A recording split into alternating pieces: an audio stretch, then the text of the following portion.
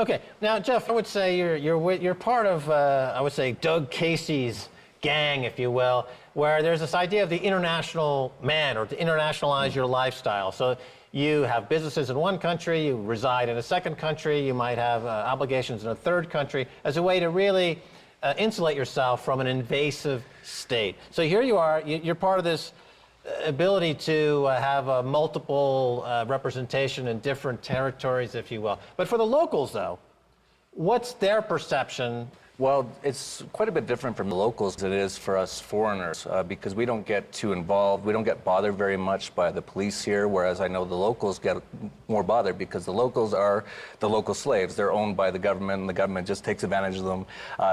For tourists, they're quite a bit better. So for people like us, and that's why I do live what you just pointed out, which is called the perpetual tourist or prior taxpayers sort of theory, PT theory they call it. It was started by Harry Schultz in the 1960s.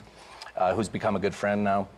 And yeah, it's just a way that you can live around the world much freer, because no one government really owns you if you do this sort of lifestyle. So for example, here in Mexico, I'm not a resident, I'm not a citizen, I'm just a tourist, and I just stay here as a tourist. And the government always treats tourists quite well. They're like, yeah, come here, spend your money, or do whatever you want, but they don't treat the locals quite as good. So you just try to have your things, your businesses in different countries that are tax-free, your banking in different countries that are that much better, safer than the U.S.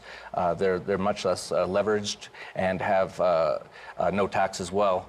And all those sort of ways, you can actually live almost completely free and legally. And this is interesting, legally, not that I care personally about legally because I don't find governments to be legitimate, but you can actually legally live this sort of way and not ever pay income tax. Right. And I said there's a group of folks online. People can find Doug Casey is one, yourself, there's a few others. That really, I think, is becoming increasingly more interesting for people because the state is becoming quite aggressive in people's lives, and they're looking for alternatives. And you're setting up companies here in Mexico. And how is that process? Is it pretty simple? Well, actually, I don't ever set up a Mexican corporation. This is all part of what I do. So I set up offshore corporations, but we have businesses in Mexico.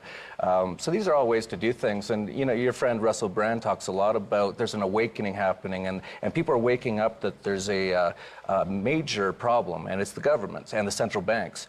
The one thing with Russell, I'm not sure, because he sounds sort of communist sometimes. So I'd like to officially challenge Russell Brand to debate me on his concepts, because I think he's 90% of the way there, and I think he can be a big help to getting rid of this problem of government. Well, you mentioned Alex Jones, you mentioned Russell Brand.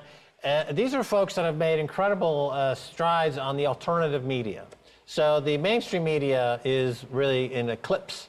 It's the sunset, and we see something new emerging. Russell Brand has a bigger media footprint in the UK than the Sun, which is the newspaper, which is Rupert Murdoch's one of his media outlets. I know you've got a big event coming up, Anarcho-Polco, which I guess is Anarchy in Acapulco. How do you see alternative media fitting into your vision? Well, you pointed out that most mainstream media, the CNNs, the CNBCs, they're all dying. CNBC has its lowest ratings of all time, including the very first year it started in the 90s. They're pretty much, no one watches it anymore. CNN, Larry King left, he went to RT, and he said CNN should just show SpongeBob SquarePants cartoons because no one's watching it. People are waking up. They know it's propaganda. They know it's not like your show or the things that I do, like, or Russell Brand. They're bringing a lot more truth to people. So people are tuning out of the old mainstream media and tuning into the people who are actually talking truth.